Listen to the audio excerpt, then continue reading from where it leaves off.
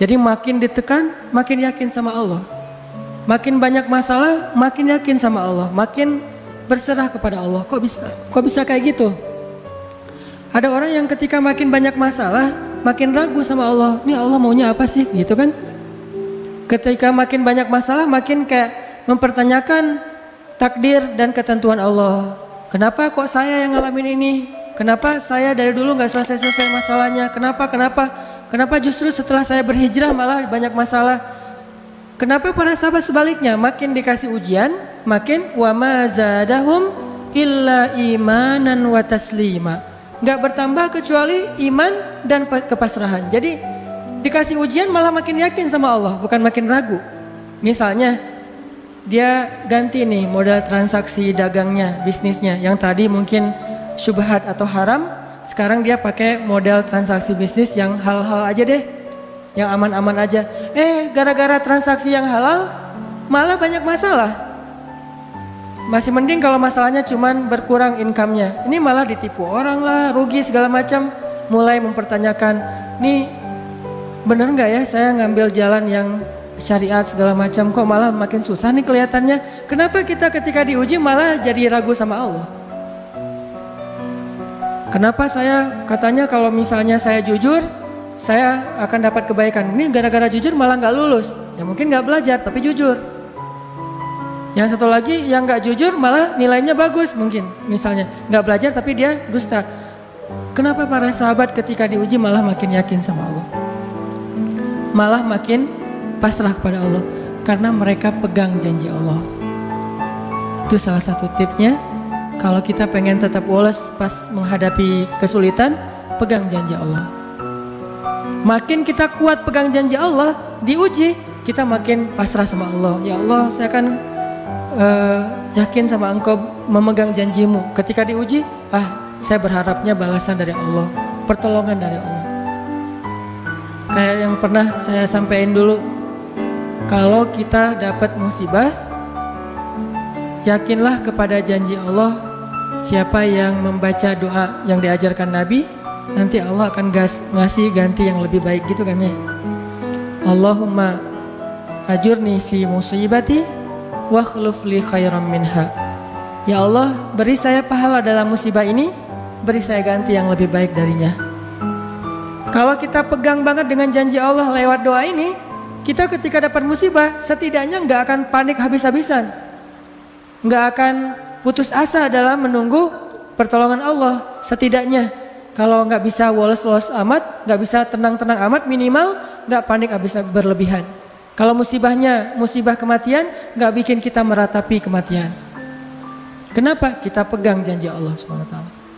Makanya kan ada cerita seorang ayah yang diberi musibah dengan wafat 2 orang anaknya. Anak laki-laki pertama meninggal. Dia bilang innalillahi wa inna ilaihi rajiun. Anak laki-laki kedua meninggal, dia bilang innalillahi wa inna ilaihi rajiun. Semua ini milik Allah. Allah yang memberi, Allah juga yang mengambil kembali. Suka-suka Allah, pasrah gitu. Nerima, ridho dalam bahasa agama. Bukan ikhlas ya. Kalau ikhlas itu dalam bab ibadah. Kalau dalam bab takdir namanya ridho. Raditu billahi robba. Saya ridho deh dengan ketentuan Allah, itu namanya ridho. Bukan yang ikhlas ya. Ikhlas apaan? Orang nggak lagi ibadah kan, lagi ada musibah. Jadi bukan yang ikhlas ya, bukan. Tapi yang ridho ya. Kalau mau lebih tepat nih, tapi nggak apa-apa deh, pakai bahasa kita aja. Tapi kalau mau lebih tepat maknanya, yang ridho ya, sing ridho ya gitu, bukan sing ikhlas. Karena ikhlas itu ibadah ritual. Nah, dia ridho tuh. Innalillahi wa inna ilaihi rajiun. Innalillahi wa inna ilaihi rajiun. Yang ketiga meninggal juga. Dan dia mulai agak ragu nih, kok gini-gini amat ya. Suatu malam dia bermimpi 2 anaknya itu, dalam mimpi itu ayah ini mau jatuh ke sebuah jurang yang di bawahnya api, kayak api neraka gitu. Ditarik sama 2 anaknya, cuman gak kuat. Kata mereka, seandainya adik ada di sini pasti bisa narik nih, bisa nyelamatin ayah. Kalau adik ada di situ, kenapa cuma 2 yang nolong? Karena 2 itu yang dia ridho, yang satu lagi nggak ridho. Akhirnya cuma 2 orang yang bisa nolong dia di akhirat. Bangun dari mimpi dia sadar, oh ternyata justru Allah pengen nolong dia di akhirat dengan musibah itu. Dan buat anaknya juga kebaikan nanti di akhirat masuk surga. Akhirnya dia bilang innalillah wa inna ilaihi rajiun, astaghfirullahalazim. Hidup kadang kayak gitu.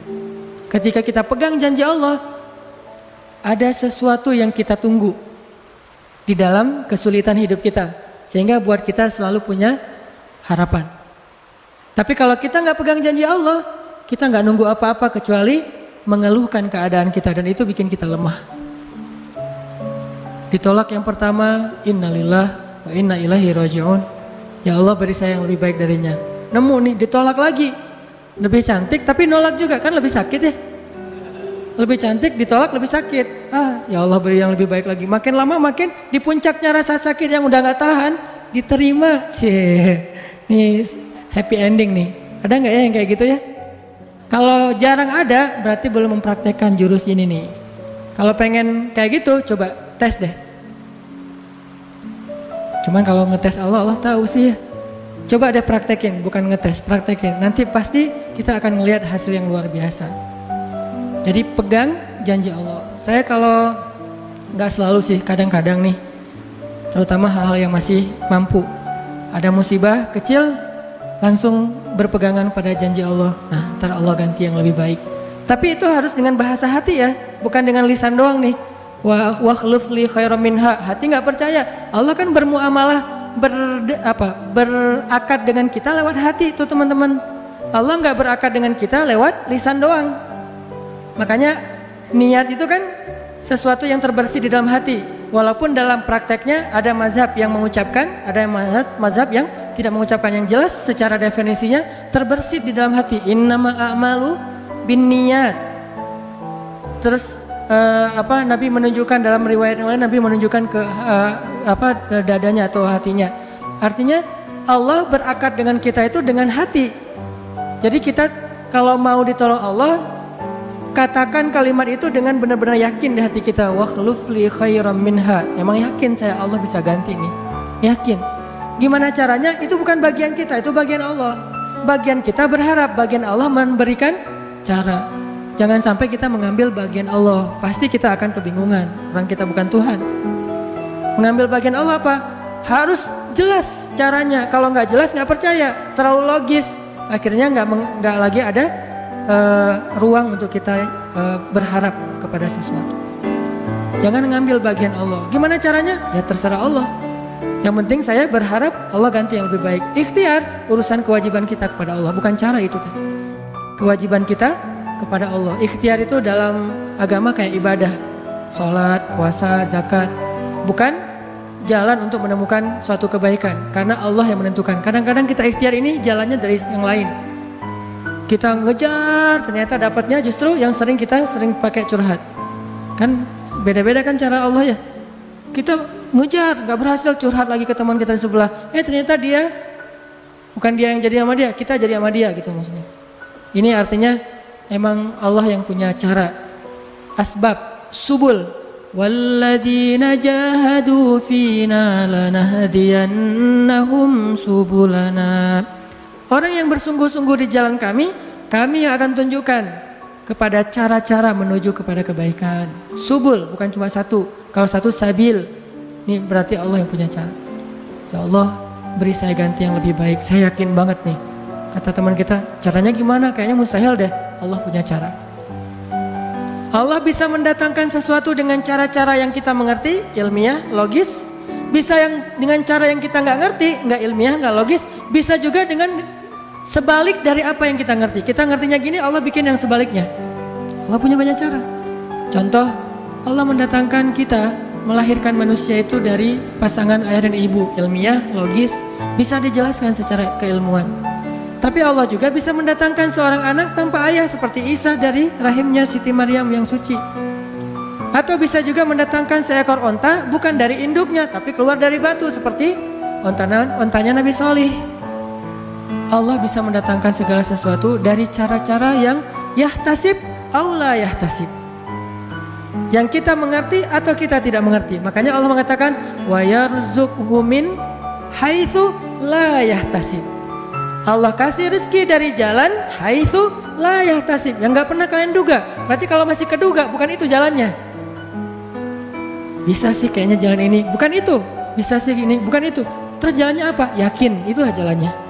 Allah yang akan mendatangkan dengan surprise. Kayaknya surprise itu lebih seru sih. Dan surprise Allah itu emang pasti. Kalau surprise teman kita pas kita ulang tahun, kenapa ya hari ini kok biasa-biasa aja ya, nggak ada yang ngucapin, nggak ada yang ngasih hadiah misalnya ya.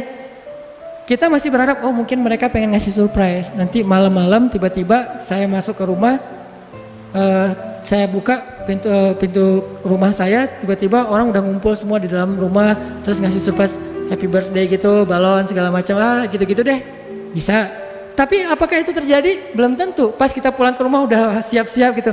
Gua mah nggak akan kaget lah, yang gitu-gitu pasti udah disiapin. Buka pintu, ngelihat ke dalam, jalan pelan-pelan, nyalain lampu, kosong, nggak ada siapa-siapa. Manusia bisa gitu banget kan? Teman kita atau pasangan kita berpikir, pasti dia ingat lah, nggak mungkin dia nggak ingat hari jadian kita atau hari putus kita terus jadian lagi, atau hari lahir lah minimal, pasti dia ingat. Tapi belum tentu dia bisa ngasih kita surprise seperti yang kita harapin. Kalaupun dia ngasih surprise, kadang-kadang kado atau hadiahnya itu nggak seperti yang kita harapin, biasa-biasa aja ternyata. Mungkin dia lagi nipis keuangannya, nggak punya modal apa-apa, ya udah ngasih apa yang ada aja, pulpen, permen. Nah, Allah nggak gitu. Allah kalau ngasih surprise itu benar-benar ngasih dan buat kita benar-benar ngerasa beruntung kalau kita percaya. Makanya berakatlah dengan Allah lewat hati. Hadza ma wa'adanallahu wa rasuluh wa sadaqallahu wa rasuluh. Benarlah Allah dan Rasul. Hasbi Allah atau apapun ucapan-ucapan belief, termasuk wakhluf li khairam minha, beri saya ganti yang lebih baik darinya. Tapi kita berakad itu dengan hati. Allah tunjukin. Ini yang bisa bikin kita sedikit lebih tenang atau banyak bisa dapat ketenangan kalau kita dalam kondisi yang sulit. Kalau diuji dalam hal-hal yang kayaknya mentok gitu. Mau kemana lagi nih? Mau gimana lagi nih? Mau apa lagi nih? Kan gitu kan? Udah nggak tahu lagi mau gimana, mau kemana, mau apa, mau siapa lagi nih? Kayaknya semua yang di list reunian udah ditembak satu-satu, gagal semua gitu kan? Mau siapa lagi nih? Teman kuliah udah, teman SMA udah, sampai teman SD juga udah. Masa nyari teman TK gitu kan ya? Nyari semua nolak, ke siapa lagi? Allah yang punya siapanya. Kadang-kadang siapanya Allah itu kita nggak pernah ngeduga. Yang kita nggak pernah mau ke situ karena berpikir nggak mungkin deh kalau itu mah. Justru kita nggak ngedatangin dia karena kita nggak percaya mungkin. Tapi buat Allah apa sih yang nggak mungkin?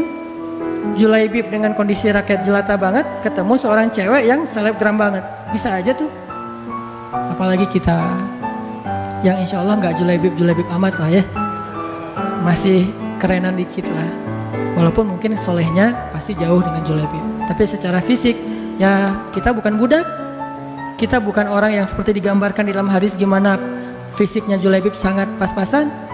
Walaupun tingkat kesolehannya jauh. Pasti sahabat itu tidak tergantikan, tidak tertandingi. Oke, itu satu kasus di Al-Quran gimana Wallace dengan modal pegang janji Allah. Berakad kepada Allah dengan hati. Ini kata kuncinya. Berakad kepada Allah dengan hati. Dan Allah pasti la yukhliful mi'ad, nggak akan ingkar janji, nggak akan kalau dengan hati. Masalahnya tingkat hati juga darajat.